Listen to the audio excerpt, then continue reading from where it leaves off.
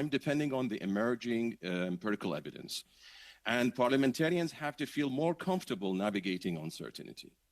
Of course, there needs to be thorough efforts to find factual pieces of information by examining different and alternative credible sources, assessing a variety of angles, and reading beyond the news reports themselves. This verification needs to be done even if the information comes from Canada's allies, such as the Five Eyes.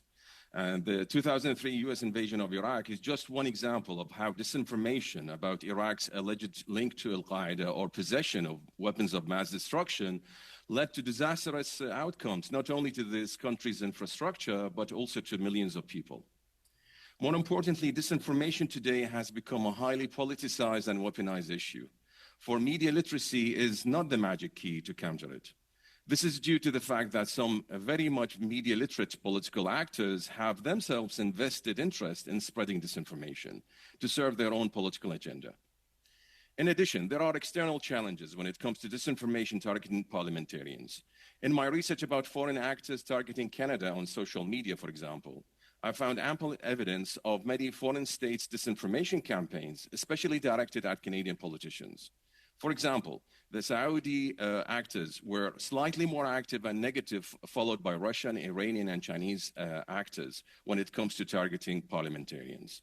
As for the overall amount of disinformation targeting Canadians in general, the Russian actors were more interested in spreading disinformation, followed by Iran, China, and Saudi Arabia. Ideologically, Russian-affiliated actors continuously attacked Mr. Justin Trudeau and his Liberal Party, focusing specifically on MPs from Muslim backgrounds. These actors mostly align themselves with the far right in Canada, and in terms of attacking minorities, especially Muslims, and to a lesser degree, LGBT communities.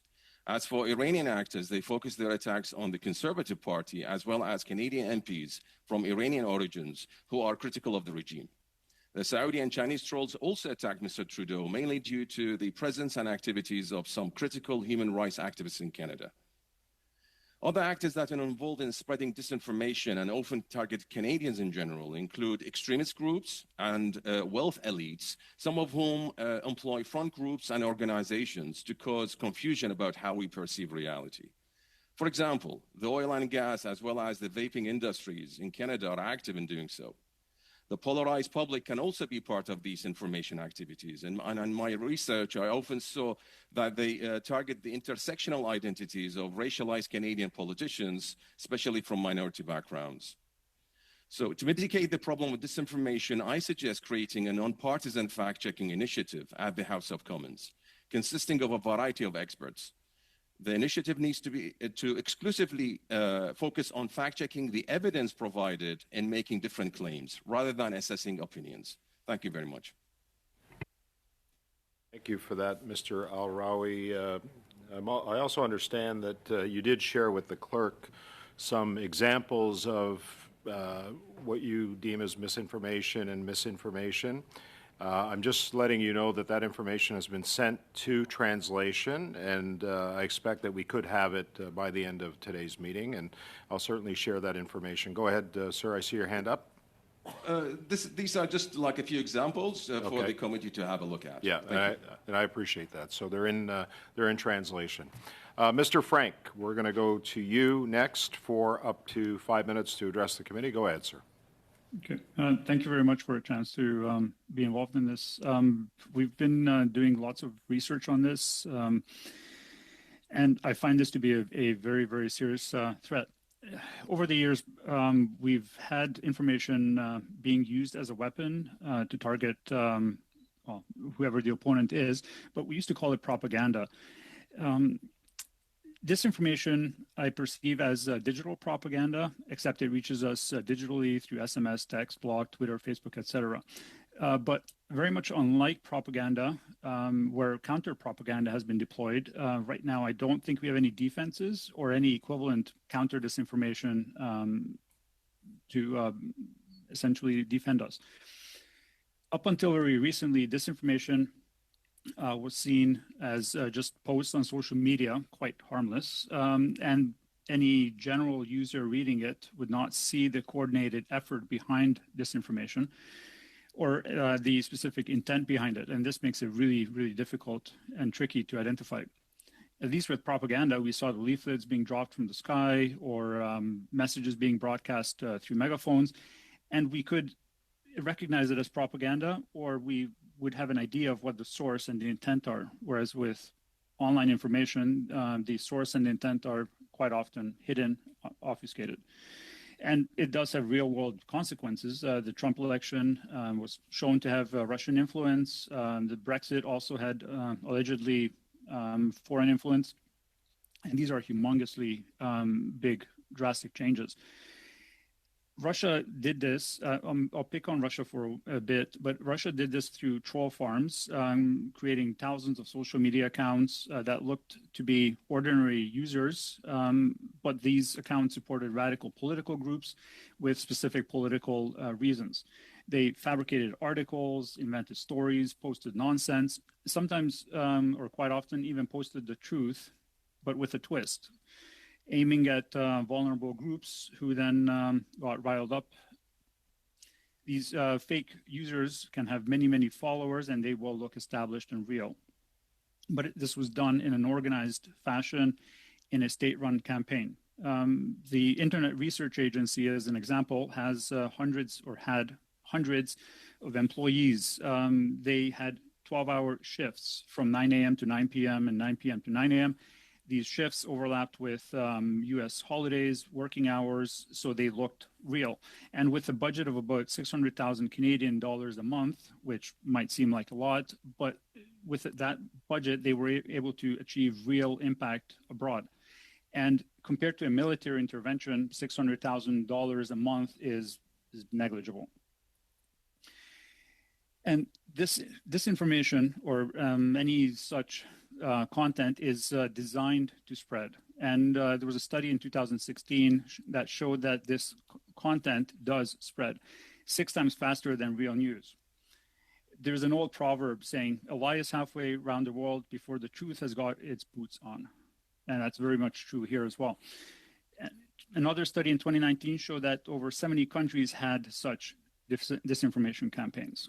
Facebook was the #1 platform for this, and Canada is not immune to any of this. We've had election interference. There was one MP in BC who lost an election specifically because of disinformation. We are under attack. Disinformation is promoting superiority of foreign countries, undermining confidence in our democracies, etc.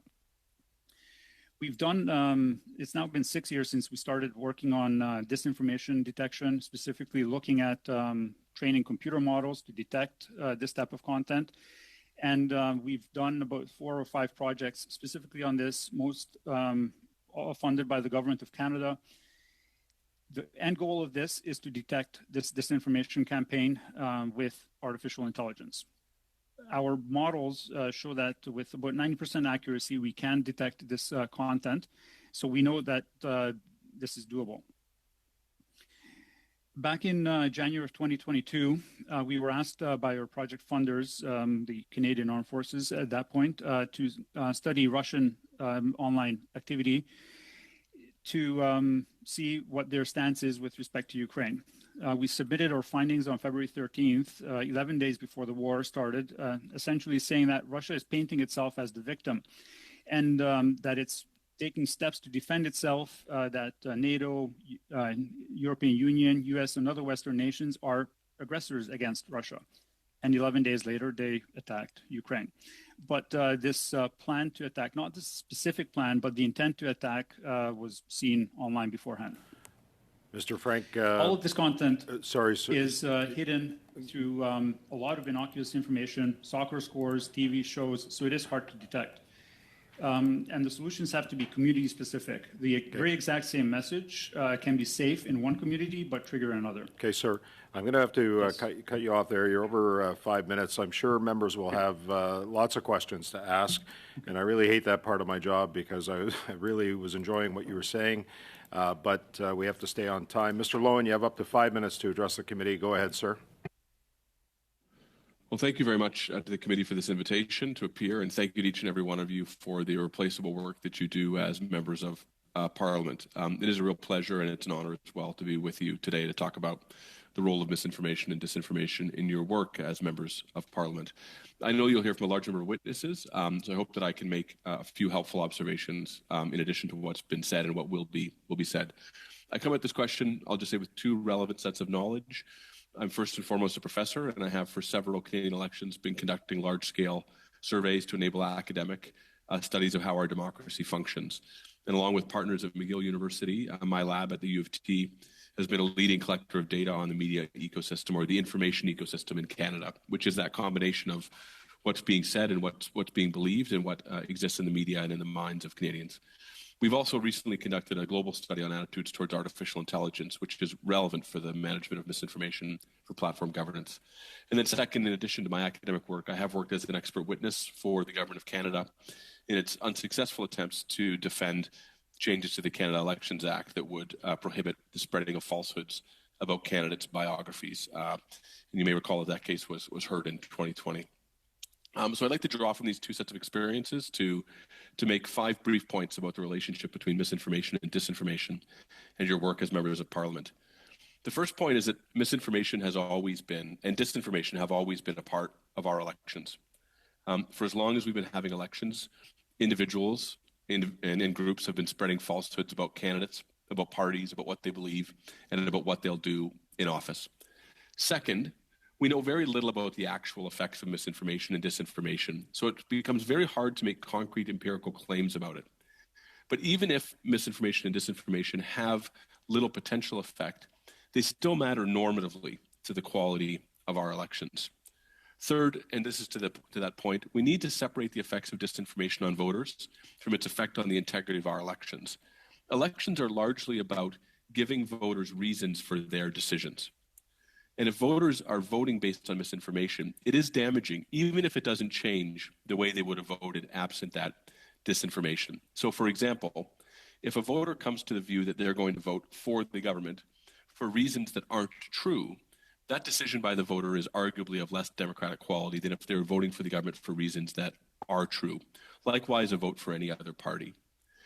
Similarly, if MPs believe that they've won on the backs of misinformation, or if they believe that other MPs have won on the backs of misinformation and disinformation, especially that which may have come from foreign governments, then that can seriously erode not only trust in our democracy, but trust between MPs.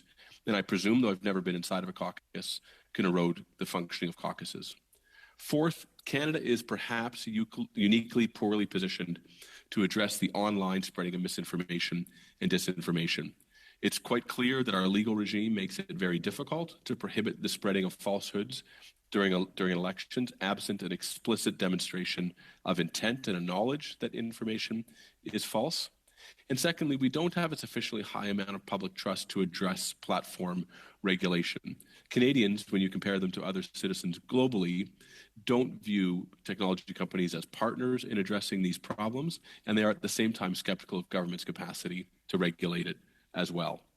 Fifth, and I say this with some sensitivity, but members of Parliament and candidates to office can be sources of misinformation and disinformation.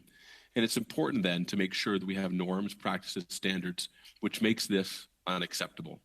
Election candidates have incentives to spread misinformation and disinformation about their opponents and about the electoral process. And we have to look inside to ask what we can do to stop that as well. So if there were 2 takeaways from all of this, it's that we first need to understand the extent and the effects of misinformation and disinformation much more carefully, and that it is on Canadians and especially our political actors to take seriously the maintenance of the integrity of our elections. Thank you very much. Okay, I want to thank all 3 of you for your opening statements. We're going to go to our 6-minute rounds and start with Mr. Barrett. Go ahead, sir. My questions are for you, Mr. Lowen. In what ways does the communist dictatorship in Beijing use misinformation to influence the Chinese diaspora community here in Canada? So thank you very much for the question. This is not an area in which I have precise expertise, but if I wanted to, so I'm not going to take long to say it, but the most effective way that this can happen, as I've seen it, is by inserting into the ecosystem ideas about what political candidates would do or what parties would do, and then allowing individuals who are interested in politics and like to talk about it, to spread those ideas. So if you think about it as an infection and then a virus that spreads, that's I think, an effective mental model for understanding how the CCP wants to influence voters' views during elections. Based on that prescription, do you believe that the dictatorship in Beijing has been successful in their misinformation campaigns in Canada? So this is a very difficult question, in my view, Mr. Barrett, to answer, and I appreciate your asking it, but I'll just say it quickly on two levels. Suppose that the Communist Party in China has spread misinformation about the positions of parties or voters in ways that are untrue and that are damaging, or perhaps they are true about positions, but they've spread those ideas and amplified them. That may have had the effect of changing voters' views and changing the views, particularly of Chinese Canadian voters. It's very hard empirically to say so. But even if it didn't, Mr. Barrett, the potentially equal effect is that we've spent all this time wondering if the integrity of our elections has been disrupted. And that is something that non-democratic regimes want us to do.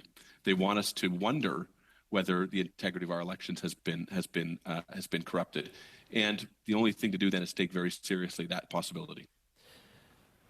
Along with misinformation, we heard in testimony at this committee from the Chinese diaspora community that Beijing's campaign of influence and interference goes beyond disinformation, and it extends to threats targeting the well-being of members of that community, especially family members that might be in mainland China. Is that tactic something that's typical of foreign state actors to pair their online campaigns with real-world threats and targeting? I don't have the expertise to comment on that. Are you familiar with Justice Hogue's report, the interim report that was published? I am. So I have a couple quick questions with respect to that. On the 11th of April, the Prime Minister said that, quote, it wasn't simply an overall the election was free and fair, but that, quote, every single constituency election, the election integrity held, and it was free and fair, end quote. So Justice Hogue's conclusions indicated otherwise. She concluded that well-grounded suspicion about the PRC interference in, for example, Don Valley North, quote, could have impacted who was elected to Parliament. This is significant. Justice Hogue further concluded that in Steveston, Richmond East, she found that, quote, there are strong indications of PRC involvement, and there is a reasonable possibility that these narratives could have impacted the result in this riding, end quote. So we have an independent justice who has issued an interim report, pronounced on this issue, and we have the head of government, the Prime Minister, saying something different. What are we to take from that when we're looking at the upside for one individual, in this case the Prime Minister, to take an interpretation that we would say is far too generous, but it could be perceived as being misinformation? So, Mr. Barrett, I read the Prime Minister's statement as definitive, and I read the statement of Justice Hogue as being one with uncertainty, where she's saying we don't know, but it's possible. And I'll tell you that as a person who's spent now the better part of 15 years as a practicing academic, studying elections very closely, trying to figure out why some ridings are won and some ridings are lost, Justice Hogue has the correct position. We cannot be sure that each and every riding in Canada in the 2021 election was not influenced by China, and for the Prime Minister to say that he's absolutely certain that Chinese influence had no effect is not a sustainable position. So what does that say then to Canadians? Canadians who are members of certain diaspora communities, but to Canadians writ large, when the head of government is asserting something that there is no certainty about, as you inferred from Justice Hogue's interim report. 30-second response, Mr. Lowen. Yeah, I think that's largely a political question. I don't mean that to dodge it, but what that says about the Prime Minister and his judgment is for Canadians to decide. Yeah, I'd say with the remaining 15 seconds that it's a political decision and not one that's in the best interest of Canadians. Thanks. Okay, thank you, Mr. Barrett. Ms. Damoff, I have you next. Go ahead, please. 6 minutes. Thank you, Chair, and thank you to all of your witnesses, or all of the witnesses, for being here today. I want to talk a little bit about the way that online disinformation gets turned into real world experiences for politicians, and in particular the role that politicians themselves play in that. I've decided not to run in the next election, largely because of the atmosphere that has developed here in Canada. And you know, I recall when we were studying Bill C-21 at committee, the nonpartisan officials were receiving threats, and the chair repeatedly had to warn Conservative Party members about the tone that they were using with the witnesses. Back in March at this committee, I brought up that when Mr. Barrett and Conservatives bring up words like cover-up and corruption, it ends up leading to my inbox filling up with just horrible messages. And to that, I was called a pearl clutcher. And yet last week, when Mr. Chu was here and talked about his experience on social media, I think Mr. Currick called him a hero. It speaks to the obvious views that politicians hold of perhaps women in politics, but I can't count the number of times I've been called a pearl clutcher, and the new one is a cry bully from the gun lobby, which seems to have spread repeatedly. I just wonder, what responsibility do you think politicians have to ensure that they're not fanning the flames that lead to threats and real-world violence against politicians? And I'd like to hear from all three of you on this.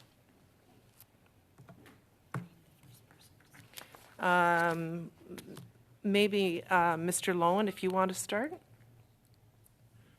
I'm happy just to say two things very, very quickly, Madam Damoff. The first is that I was, just if I could say personally, I was sad to see that you have decided not to reoffer, and the reasons that you've given are I know, very real and genuine and serious.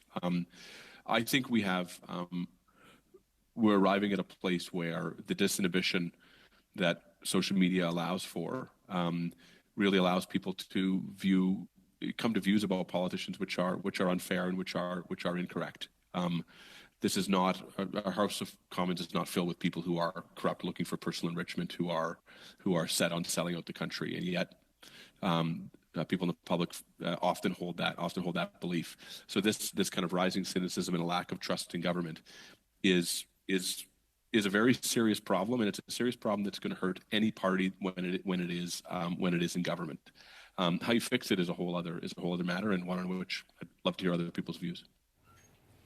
I'm going to go to Mr. Frank and then Mr. Al-Rawi, if that's okay. I'm very sorry that this is the circumstance that has occurred, and the reactions to it by others, including other MPs. It's not fair, but given the situation and the ability for social media to spread information and give rise to voices that are untrue and are malintended, foreign or domestic, I don't know what the solution is. This is, I think, just going to get worse and worse as our trust in government, in the MPs, is undermined. It could be foreign or it could be not, and that's one of the problems that we won't know unless we really dig into it and develop some defenses against this. Mr. Al-Rawi?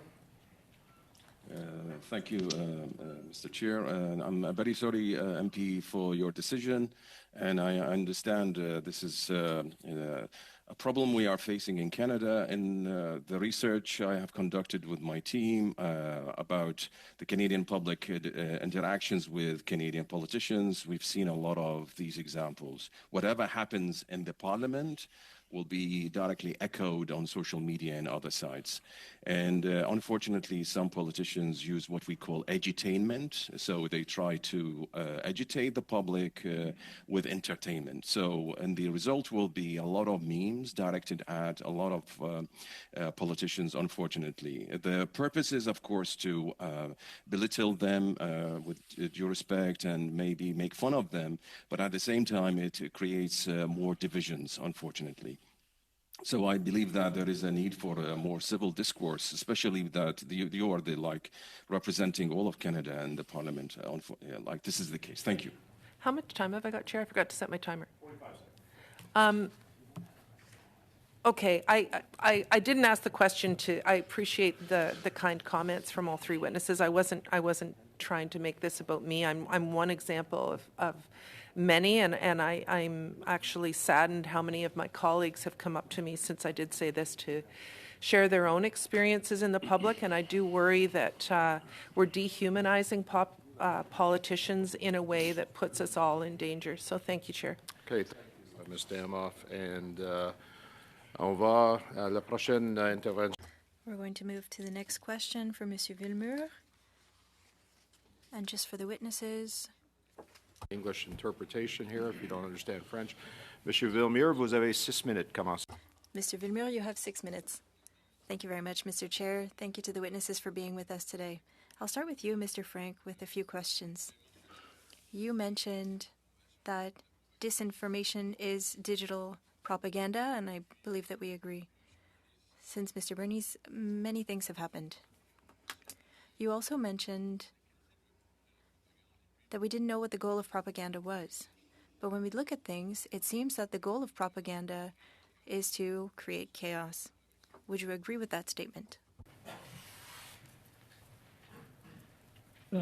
Not necessarily to create chaos, but to undermine the trust of the recipient in their higher authority. I'm reminded of the efforts by the U.S. government to drop leaflets onto army soldiers in Germany to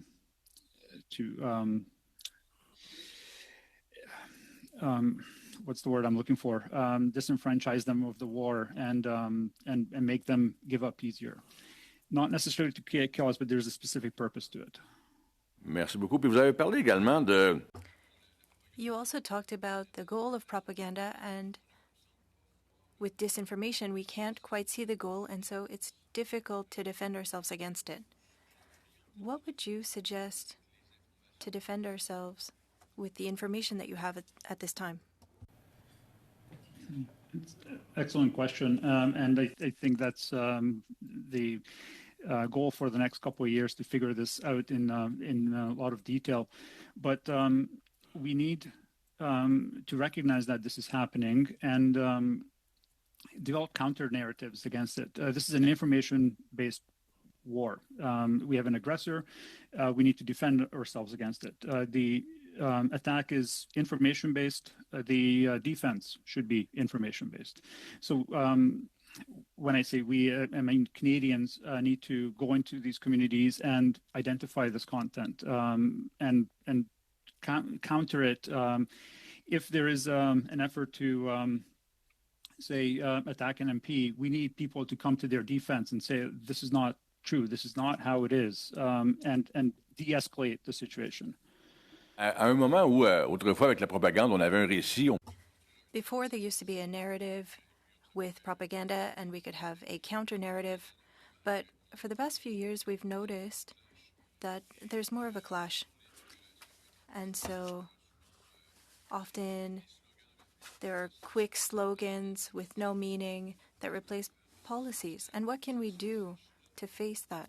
Because this clash does not build trust with the population. I recognize that there are communities that actively look for conspiracy theories, distrust government, and those people are going to be really, really difficult to reach. But for most people, I would say that's not the case. They are reachable, and if we develop similar, very simplistic slogans, campaigns, I think we can reach them and again counter that narrative that they are under attack with. Est-ce que vous iriez jusqu'à dire que la désinformation... Would you say that disinformation is a means of cognitive war, of waging cognitive war? Yes, it's a war of ideas. Yes. D'accord. Monsieur? Thank you. Mr. Lowen, do you believe that it's possible that certain political parties are using disinformation for political gain in Canada?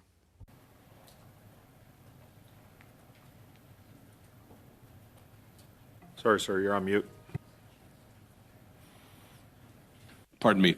I think it's a story as old as time that politicians, even in Canada, have said things about their opponents and what they will do in office and what the consequences of their being in office will be, which they either know to be untrue or could not know to be true. Tout à fait en accord avec vous, mais... I agree with you, but do you believe that with modern communication means things can be amplified and so harm has more impact than before? So that is possible. I mean, the other serious related threat is that we don't know what's being said. So with the way communication happens now, which is often over apps and over other uses where we can't keep track of what's being said, we have less of a window into what's being said, and there is, related to this, less of an accountability mechanism, and that we have less journalism than we had in the past. We particularly have less local journalism, which is following what local candidates are saying. So our capacity to sort of see the whole conversation that's going on during elections and to see how much mistruth there is more limited than it has been in the past. So even if politicians are no less dishonest today, or even if the spread of misinformation, the share of it is the same, our capacity to see it is arguably lower than it was before. En quelques secondes, dites-moi, la commissaire Hogg a dit il y a... Commissioner Hogg stated that there was foreign interference during the previous election. This interference didn't have an impact on who won, but there was an impact in certain ridings. Do you believe that this interference that worked but didn't work should be concerning for parliamentarians? Deeply so. It should be deeply so. No parliamentarian should have to wonder whether one of their colleagues was elected with the support of a foreign government. Merci beaucoup. Okay, merci, Monsieur. Thank you very much. Thank you, Mr. Lowen. You at the end of the table, way back there. You have 6 minutes. Go ahead. Thank you very much, Mr. Chair. I'm going to spend the bulk of my time centering in on trying to get the best recommendations that we can from the witnesses here. So I'm going to be putting some questions to the witnesses. I would ask that you would try to answer in a succinct way to allow for other witnesses to opine as well. So if I ask it in a rapid-fire way, it's not me being curt, it's just me being judicious with my time. I want to begin with you, Mr. Elrower. You had mentioned or proposed a nonpartisan fact-checking commission or body that might be able to separate out facts rather than opinions when it comes to misinformation and disinformation by MPs. Is that correct? And so that's correct. And so we heard in subsequent testimony that there is the ability through both Mr. Lowen's media ecosystem, which collects data, and Mr. Frank's, I believe, has some work around the dark crawler and the dark web. Could you see this being taken up in an effective way by AI tools, or is this something that you would see simply as being professional people, subject matter experts in a human context, trying to keep up with the scale of all the misinformation, disinformation?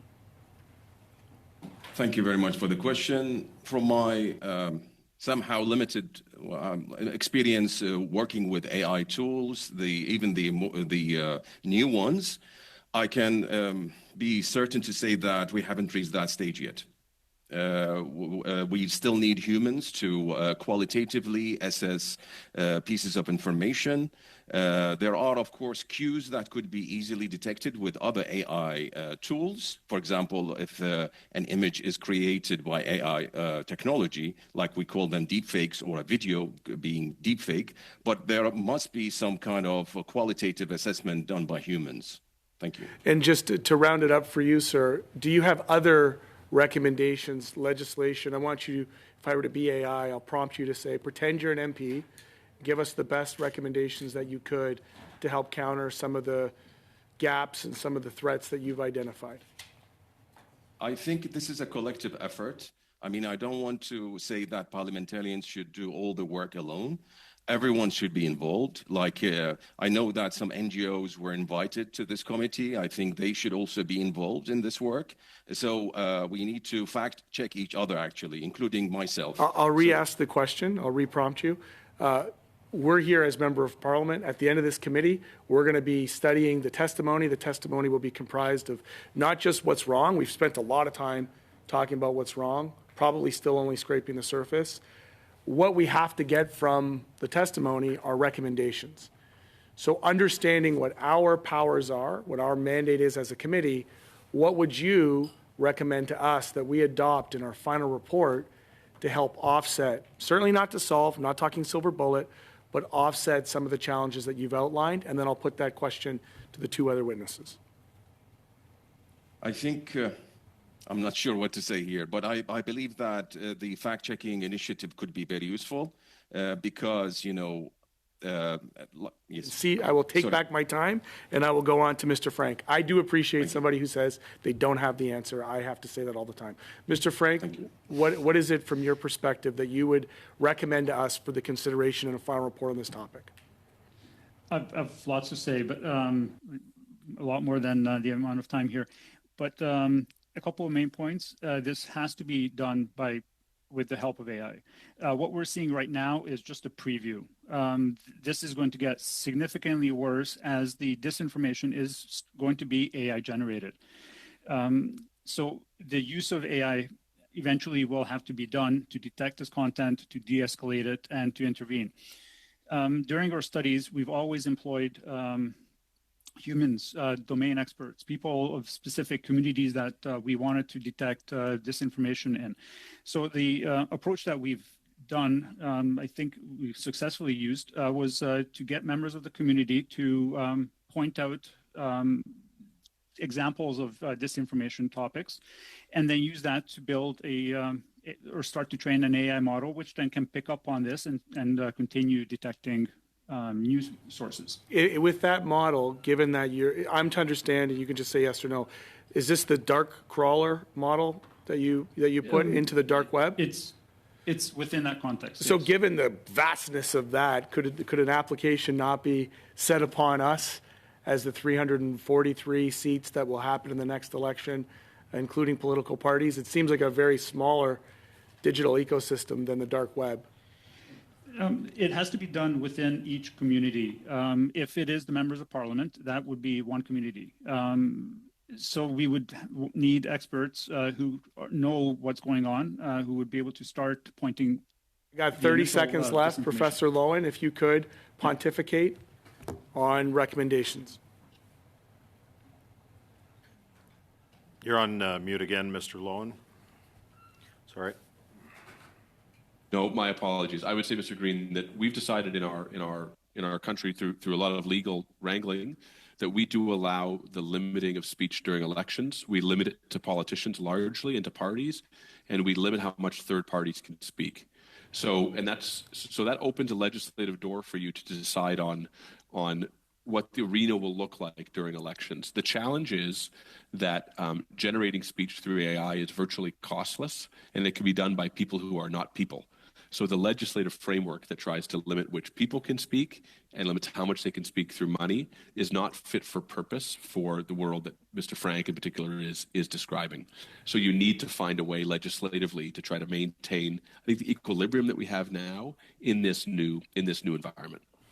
Mr. Lowen, I will be coming back to you in my second round, so Okay, thank you. I look forward to more insight on that. Thank you, Mr. Green. That concludes our first 6-minute round. We're going to now move to 5-minute interventions. Mr. Brock, followed by Mr. Baines, 2.5 for Mr. Villemure, and 2.5 for Mr. Green. Mr. Brock, 5 minutes. Go ahead, please. Thank you, thank you, Chair, and thank you to the witnesses for your attendance today. This is interesting information. Before I get into my questions, Mr. Frank in particular, I noted that you ran out of time during your opening remarks. I'm willing to give you as much time as necessary. Do you think you could wrap things up in under a minute? Thank you. I was going to suggest a couple of positives of what we should be doing. And I do appreciate the time. My first suggestion would be to establish trust in journalistic sources, or somehow help establish trust. I think we're losing it. A lot of people are getting their news on social media. We need to pull them back into trusted sources. Once we do that, I think the people will be more robust against disinformation. But that needs proper funding. At the same time, the government can't be seen as the arbitrator of truth, so this has to be positioned carefully. Educational campaigns, I've developed courses in my own for these campaigns. We just need to make people question more what they're seeing to make sure it is real. The government is pledged a lot of money for research. That's excellent. We need that. And I think we need to bring in AI into the discussion. Thank you. Thank you for that. I'm going to stick with you, Mr. Frank, because I know my colleague, Mr. Barrett, sought remarks from Mr. Lowen with respect to his perceptions of Justice Hogue's interim report on foreign interference. I think all three of you would agree that the misinformation, disinformation campaign that has been happening for several years now, and at least throughout the 2019-2021 election and currently in this country, has substantially impacted Canadians' confidence in our democratic institutions. And that is something that we all as parliamentarians have to work on. But I want to quote a couple of paragraphs from Justice Hogue's report, and Mr. Frank, I'd like to get your commentary on it. In your opening remarks, you spoke specifically about the candidate, Kenny Chiu, and the impact of the disinformation, misinformation campaign, not only from communist China, but as well as the Liberal candidate who ultimately won the election and his participation in the process. I believe you also made reference to the fact that you were aware of Kenny Chiu's testimony at this committee. Was that correct? I know some of it, yes. Yes. So I'm going to quote a couple of paragraphs. She says, in the case of former Conservative MP Kenny Chiu, the Commissioner identifies that there were strong indicators of Beijing's interference campaign, that there was a reasonable possibility that this resulted in the defeat of Mr. Chiu and the election of his Liberal opponent. It is also clear that as Canadians judge the actions of the Trudeau government and its failure to prevent this interference, that we must consider Commissioner Hogue's conclusion that the interference that was allowed to occur undermined public confidence in our elections. She notes that the risk of foreign interference in our elections will increase as long as the Liberal government fails to take sufficient protective measures to guard against it. Your comments, Mr. Frank. I'm not a politician. I'm a Canadian. I'm happy if any government is able to implement a solution to this. But our trust is being attacked. Our trust in the election process is being attacked. We need to somehow fix this. During the Prime Minister's appearance at the inquiry on foreign interference, he voiced frustration over intelligence leaks to the media, which he felt were sensationalized and taken out of context. He claimed that his government had implemented robust mechanisms, his words, robust mechanisms to detect and combat interference, but was portrayed as negligent in the media. Do you believe this critique was justified, and do you think the government's efforts are sufficient? I'll put that to you, Mr. Frank, and I'd like to put the same question to the other two participants. 30 seconds to do that. given that there were leaks, whatever measures were put in place obviously weren't enough. I'm not privy of the details of what were implemented, but I trust that they did the best they could. Mr. Lowen? I think there's an inherent challenge, Mr. Brock, in that we are setting up a mechanism. There's a mechanism set up for very good public servants to have a finger on the alarm bell, so to speak. But the politicians to whom they report have conflicts of interest. In the heat of an election, it's very hard for a prime minister or for a party leader to say, I want to tell everyone that my candidate has benefited from foreign interference. And I think fixing that conflict of interest is a serious concern. Thank you. Perhaps you can get to Mr. Al-Rawi in the next round, Mr. Brock. Mr. Baines, 5 minutes. Go ahead, please. Thank you, Mr. Chair, and thank you to our guests for joining us today. I'm going to go first to Mr. Frank on the defense piece. If you can sort of elaborate a little bit more. You talked about no defense. You talked about introducing AI. How would that work? What kind of a framework would be put in place? And if you can talk about your tool and how that could help in some way. So the world I foresee in the next couple of years is whatever disinformation content we've seen so far would become AI generated and would escalate by a factor of 10 or 100. So the solution I foresee is something similar, using humans, domain experts in whatever community would start to identify disinformation attacks. And from that, within that one specific community, AI could be trained to detect future such content. That's the research and that's the model that we've been working with through different grants and funding opportunities. I think this solution will help us detect, model. We were able to create charts saying this person is very heavily linked to another, this information is coming from this person, but these people are also linked, and that helps us figure out where this information is coming from, for example.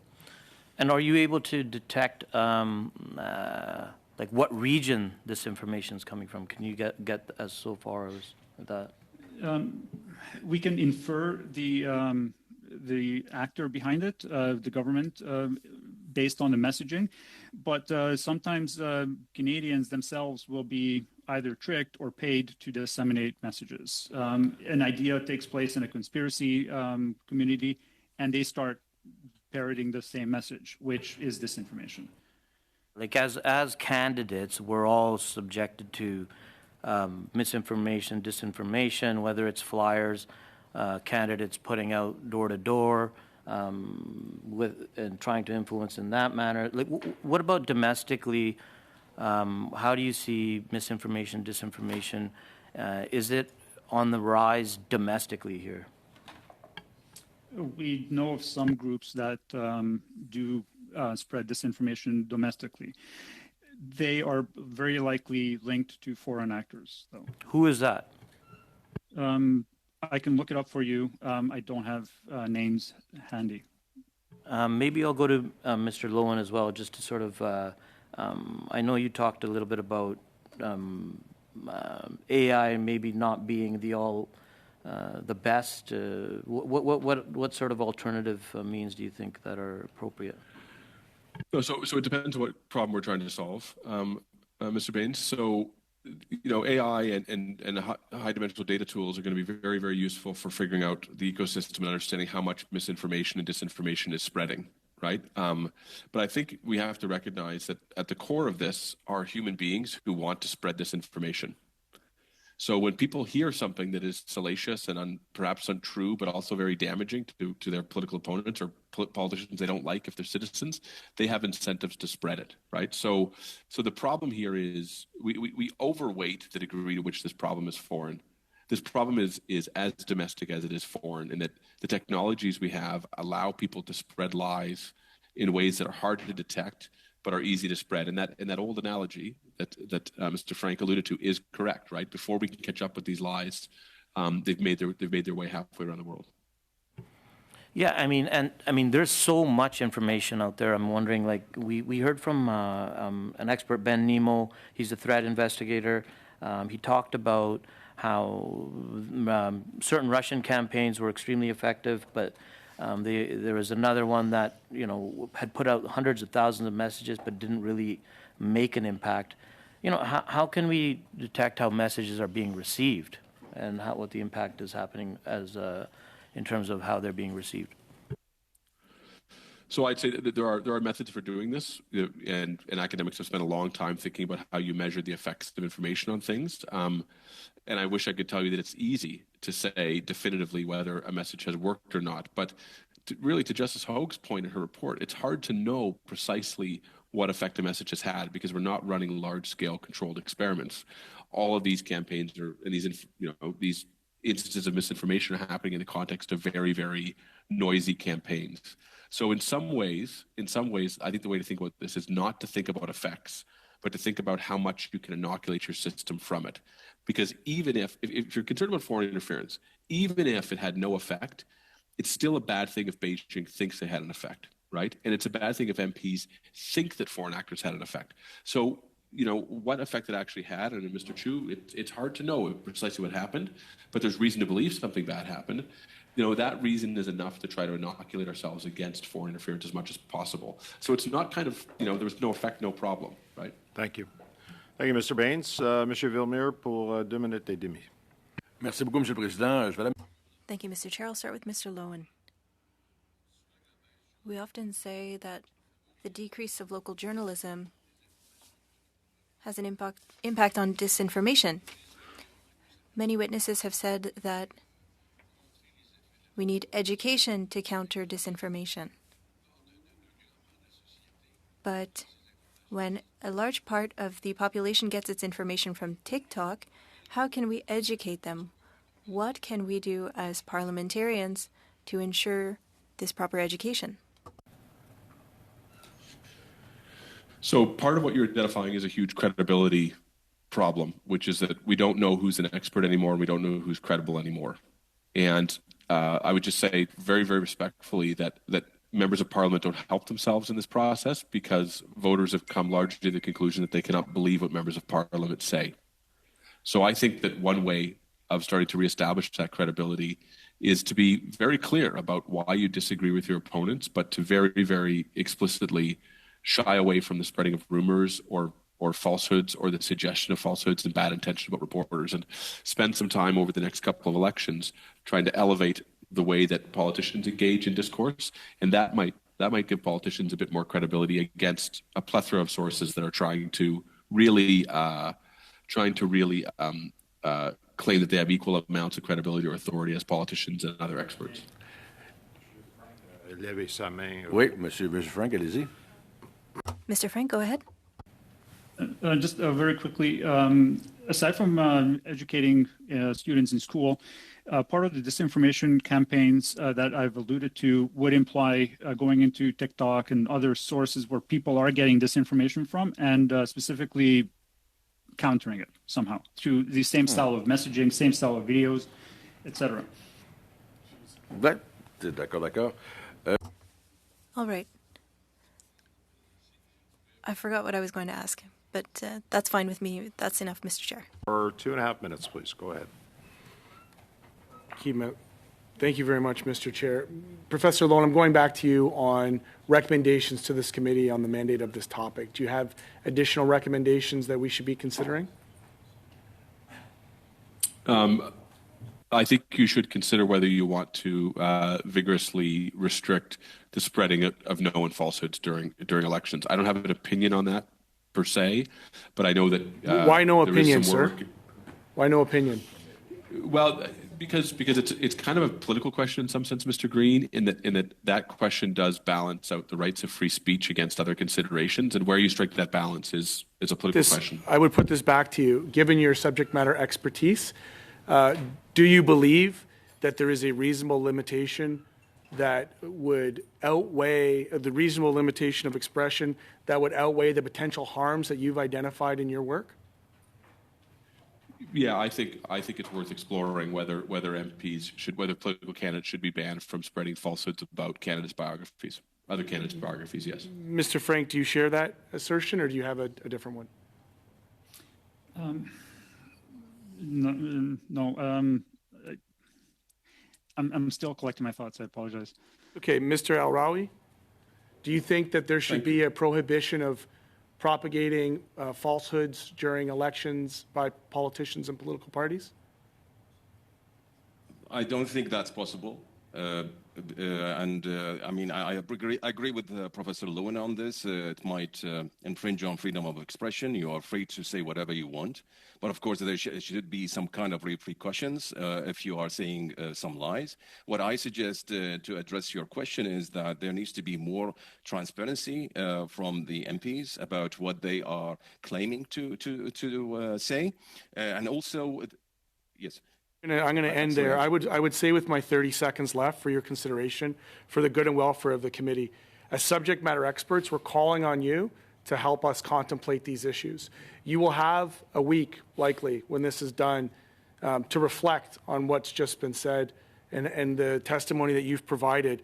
I would share with you that we have codes of conduct. I would share with you that if a minister came to this committee and lied, we would have the ability to provide accountability in that regard, to safeguard the information that we have in order to make informed decisions. So I'm going to put this on the table to you in a very clear and candid way. I need for you to consider this question with seriousness, and I'm going to request that you consider submitting back to this committee in writing recommendations explicitly stating what you would do in this situation. Otherwise, we're just identifying what we already know to be true. Thank you. Okay, thank you, Mr. Green, and we'll take that as a formal request of Mr. Green to our witnesses to submit some solutions to this. I like putting timelines on it, so if we can if you do feel the need and want to respond to Mr. Green's request to submit in writing to the clerk a week from today at 5 o'clock, if you don't mind, gentlemen, I would appreciate that. We're going to go to 2 5-minute rounds. I have a question for Mr. Frank that I am going to ask at the end of these interventions. But Mr. Couric, go ahead for 5 minutes, please. Thanks very much, Chair, and appreciate the conversation that we've been able to have here today, and dealing with what are big issues. And, you know, I just a reflection before I jump into a few specific questions. You know, I find it a shame sometimes that we don't have newspapers anymore, because at least when somebody would open a newspaper, you'd be confronted with, you know, columns you might agree with, columns you disagree with, and everything in between. And I think sometimes that need for critical thought and evaluation is lost in political discourse, just as an observation from somebody who's passionate about not just politics, but the political process and what that means to our democracy.